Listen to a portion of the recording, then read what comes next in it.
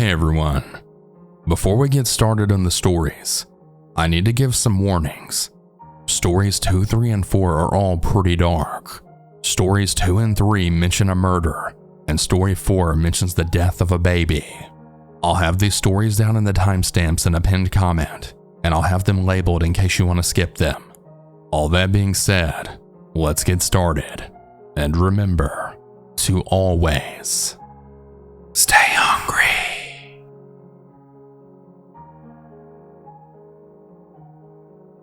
These events happened when I was around 6 or 7 around 2001. We lived in a small community close to Gordo, Alabama. From kindergarten through first grade, my mom worked crazy hours, so twice a week after school, my great-grandmother would pick me, my sister, and 4 other cousins up from school. We would head to my grandparents' home where they had an awesome treehouse in their front yard right next to a big sunflower field that my grandparents would make homemade baked sunflower seeds from. One of the things we would do is search the yard for cold rocks and old arrowheads. Once we found them, we would pick who had the coolest find and leave them in the treehouse. My great-grandmother would call us into the house to get something to eat, and just like clockwork, she came. Up the old dirt road hidden by trees lived an old woman. She had to be in her 70s at least, and she lived completely alone. Now, we kids never had any interaction with her, but my grandfather would call her the witch woman. Apparently, they had a few minor altercations, and she wasn't fond of him nor his family. The woman was tall and lean with a hunched back. She had curly gray hair and appeared much older than the 70s. She would always wear plain dull dresses, and she walked with a cane and a limp. I'll never forget seeing her waddle up the road. Anytime she would go inside the house after coming from inside the treehouse, we would take our food and watch through the screen door as the witch woman in question would begin her walk up the long dirt road. I remember seeing her pick up speed as she hobbled across the paved road to my grandparents' yard. Every time she would climb the wooden steps nailed to the tree and enter our treehouse carrying a pillowcase. She would stay up there for only a few minutes, and then she'd start down again. Carrying the pillowcase over her shoulder, she'd walk right back towards her home. However, every time before crossing the road, she would look back at our treehouse and scowl like she wanted to rip it to pieces with her bare hands. Once she would leave, we would go right back out there, and some of it, if not all the treasures we found, would be gone. She never came when we were outside, which makes me think she would watch us. My grandfather said that she was fairly harmless, and honestly just thought she had a bad case of dementia with no family to look after her. I had many nightmares as a kid about the old witch woman. As adults, we look back and think how freaky it all was.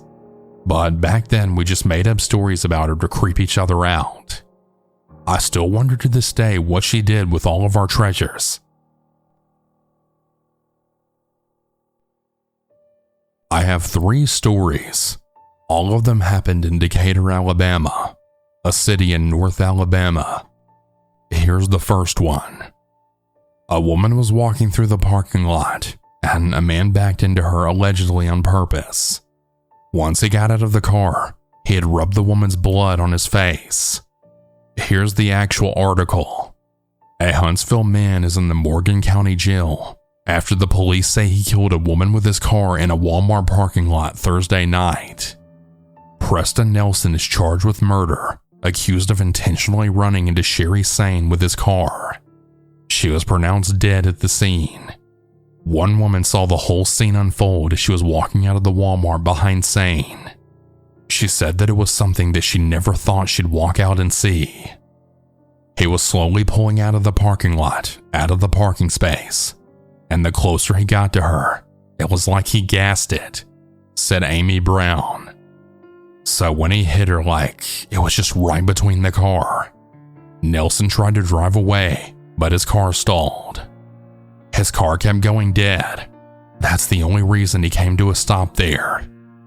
She said that he came back to Sane and did something Brown will never forget. He comes and kneels down beside her body, and he takes his hand and he rubs her blood and then just all over his face. It was very malicious. It was. It seemed like it was done intentionally, said Brown. Even to this day, he has no reasoning of why he did this. Steve Perkins, a Decatur man, was killed in his front yard during an officer-involved shooting on September 29th. Steve Perkins, 39, was accused of pointing a handgun equipped with a light at a Decatur police officer, causing the officer to fire at Perkins. According to news released from the Alabama Law Enforcement Agency State Bureau of Investigation, Decatur police say they received a call at about 1:30 a.m. from a towing company, claiming they had attempted to repossess a car on Ryan Drive. However, they said that the vehicle owner, identified as Perkins, threatened the tow truck driver with a handgun, and the driver fled the scene. Police returned to the scene with the driver, and the police say Perkins once again came out from the house with a gun and continued to threaten the driver. Perkins was then shot by an officer and died from his injuries at a hospital. Ring doorbell camera footage of the incident from Perkins' neighbors circulated through social media, causing a public outcry as people questioned why Perkins was shot. Following Perkins' death, community members have repeatedly come together in protest, demanding transparency and answers from the police. Perkins' family, friends, neighbors, and others say they're tired of seeing their brothers and sisters killed by law enforcement. Although there have been calls for the release of body camera footage, a statement from the Decatur police chief revealed that decision is out of his hands, since ALEA is conducting the investigation and maintains the evidence. Also, the gun he had was simply a flashlight. Okay, so this one's a little more upsetting than the others to me, because it does involve a baby. There's this gas station I drive by every morning, or I'll get gas there before or after work. It's a small gas station fairly close to my job. By close, I mean for people to walk there for lunch. It's a football field away. Anyways, as always at 5:27 a.m., I pass the gas station and go to work. October 18th seemed the same, until around lunchtime, and we all got notifications on our phones in our group on Facebook about a newborn baby being found in the dumpster at the station. This obviously caused everyone not to want to go there for lunch. The baby was a girl. It's been a month, and no cause of death has been determined yet. The mother who committed this crime lives just in my area. As you can imagine, the remaining family who lived in the house after the arrest quickly left. This happened in Decatur, Alabama. I'm going to be reading the article. The Decatur Police Department has arrested the woman who allegedly placed her deceased newborn baby inside the dumpster at Wally World Mini Mart. On Monday, Decatur police were contacted to check the well-being of 36-year-old Cindy Nicole Crow, who is believed to have recently given birth. A concerned family member called and stated that she believes she was 8 months pregnant and that she's lost a lot of weight overnight. Her sister believed that she had given birth and was concerned about where the baby was. That family member stated that on Monday, when Cindy was leaving her home, she noticed a large white trash bag in the black floorboard of her car that she was driving. The family member tried to look at the bag, but Crow refused to let her. Crow then headed to their aunt's house. While Crow was gone, her sister looked into the trash and found bloody feminine products. And when she arrived at her aunt's house, she noticed that the trash bag was no longer in the car. Officer spoke with Crow at her job, and that's when she agreed to go to the hospital to prove that she wasn't pregnant. While waiting on the results of the exam, Crow gave an officer consent to search her cell phone. A Decatur detective found that Crow had a Life 360 and was able to locate the route she took when she left her home on that Monday. The result for Crow's test came back and yielded a positive pregnancy test. Staff at the hospital said that Crow was seen at the hospital in February 2023. At that time, she was confirmed to be 6 weeks pregnant, with an October 13th due date. Crow agreed to speak with the detective and was then taken to the Decatur Police Department. During the interview, Crow confirmed the hospital February 2023 hospital visit and that she was indeed pregnant at that time. Crow had stated that she had a miscarriage shortly after that. She then admitted that she did have a white trash bag, but claimed that it contained trash from the car she was driving. When the detective asked where the trash bag was, Crow provided multiple locations that were later determined to be false. On Tuesday, officers searched the route that was discovered from Crow's Life 360 app, and one of those locations was at the Wally World Mini Mart on Point Mallard Drive southwest in Decatur. Upon their arrival, officers searched the dumpster, and they found a trash bag containing the body of a newborn baby girl stuffed in the bottom of the dumpster. The body was then transported to the Alabama Department of Forensic Science for an autopsy. On Wednesday, due to evidence acquired over the 3 days, a felony warrant was obtained for Crow for the offense of abuse of a corpse. Crow was located at her home in Decatur and taken into custody. Crow was then booked into the Morgan County Jail, where she's being held on a $200,000 bond. As I write this story, the investigation is still ongoing. Moral of the stories: Decatur may look like a pretty city, but it's a very dangerous and scary place to live. If you're ever traveling here, never stay.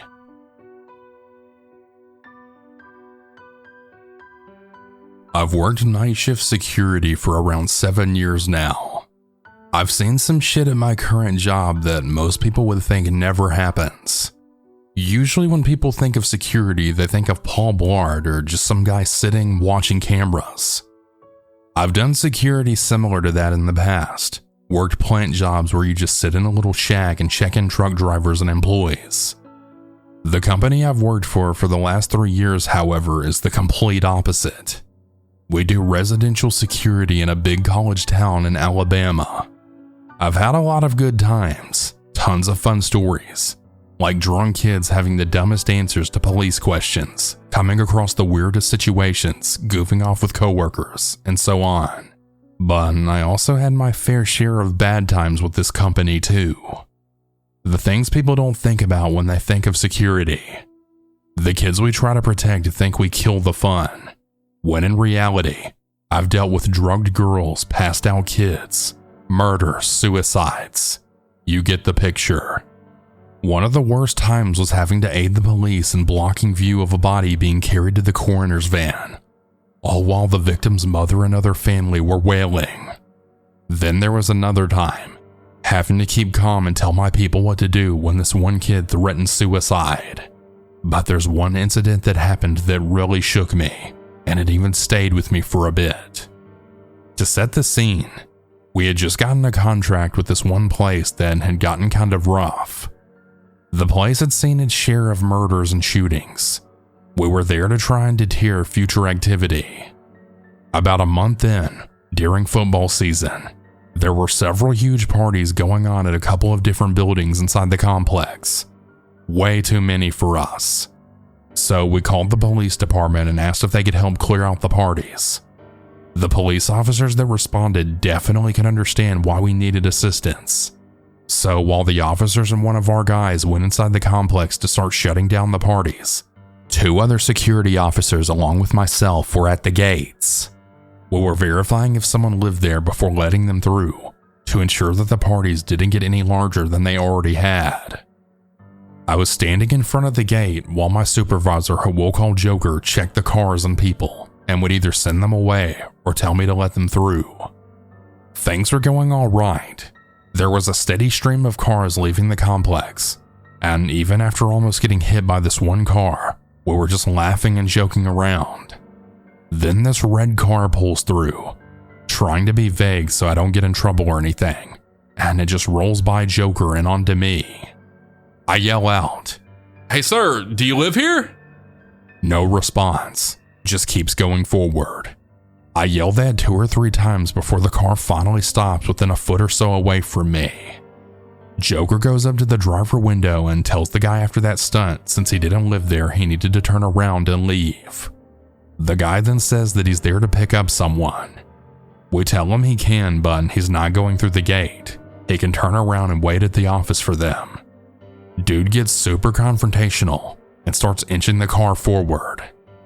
At this point, I'm not scared, more angry than anything, and way too stubborn to move. Joker comes to stand next to me and orders the guy to turn around.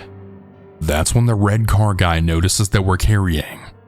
Joker and I were armed, so our pistols were in our holsters, but we never touched them, so I don't know what really set this guy off. And he then starts yelling, saying, "If you're gonna grab that gun, you better fucking do it then, bitch.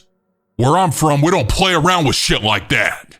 All the while he's hanging halfway out the window. At this point, Joker gets the guy's attention on him so that I can make my way to a different angle to call 911. I call and inform dispatch that we're gonna need additional officers on scene and that this guy was getting more and more belligerent. Dispatch is confused, says there's already 2 units there, to which I responded that they were there but they were on foot and inside the complex, so they wouldn't get back to the front in time. By this point, the guy is out of his car, getting into a screaming contest with Joker. I'm starting to feel panic edge its way into me, but I push it down. That shit wasn't gonna help. That's when the dude pulls a gun out of his waistband and then points it at Joker and then at me, going back and forth. It's funny, because in your mind you'll come up with all these scenarios of something like this about how you'll feel or what you'll do. Well, what came into my mind was, I wonder how loud it's gonna be. If I remember correctly, what Joker thought was, "Is that a Glock or something else?" I tell dispatch that the guy has a gun, a handgun of some kind, and he was threatening to shoot us. Joker gets the guy's attention back on him. These girls that were in the vehicle behind this guy get out and are standing near the dude, telling him to chill, while also telling us to stop shining our flashlights towards him. Which I suppose is fair, but in the moment, our main thought was since he had a weapon, we damn well wanted to be able to see where he points it. Dispatch still misunderstood the situation, and we're now having the officers walk back on foot instead of sending an additional unit. My hand is on my sidearm, praying that I don't have to use it, trying to calculate the likelihood of me getting a shot off without hitting the girls near him and without Joker getting hurt. That's when we faintly heard the police radios walking back towards the front. He must have heard them too, because he got in his car and turned around. He pulled off into the road, still waving his gun around, but took off down the road by the time the police got back to their cruisers.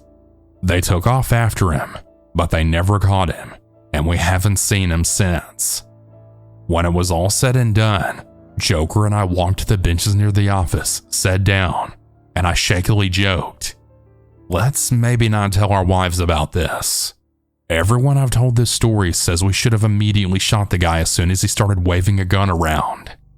I get it, neutralize the threat and whatnot, but it's really hard to do that in the moment.